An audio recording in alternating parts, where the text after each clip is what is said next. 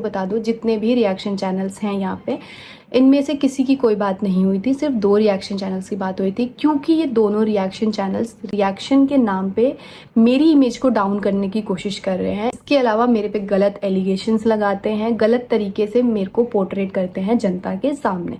इसीलिए मैंने इन 2 reaction channels को बोला था, वो भी बहुत प्यार से बोला था, बहुत ही रिक्वेस्टिंग मूड में बोला था। क्योंकि कुछ लोग मुझे सिर्फ और सिर्फ देवरानी जेठानी में ही घिर के रखना चाहते हैं, वो मुझे उस चीज़ से ऊपर नहीं निकलने देना चाहते हैं।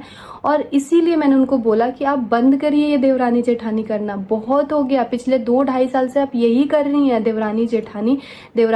इसके अलावा आपने कुछ आज से 2 साल पहले आपको ये चीज़ बोला गया था कि आपके रिएक्शंस हमको नहीं समझ में आ रहे हैं, हमको नहीं पसंद आ रहे हैं जो आप जिस तरीके से कर। बता दो, जितने भी रिएक्शन चैनल्स हैं यहाँ पे, इनमें से किसी की कोई बात नहीं हुई थी, सिर्फ 2 रिएक्शन चैनल्स की बात हुई थी। क्योंकि ये दोनों रिएक्शन चैनल्स रिएक्शन के नाम पे मेरी इमेज को डाउन करने की कोशिश कर रहे हैं। इसके अलावा मेरे पे गलत एलिगेशंस लगाते हैं, गलत तरीके से मेरे को पोर्ट्रेट करते हैं जनता के सामने।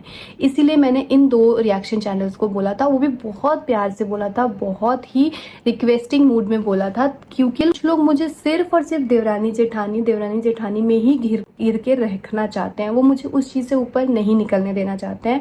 और इसीलिए मैंने उनको बोला कि आप बंद करिए ये देवरानी जेठानी करना, बहुत हो गया। पिछले 2-2.5 साल से आप यही कर रही हैं, देवरानी जेठानी।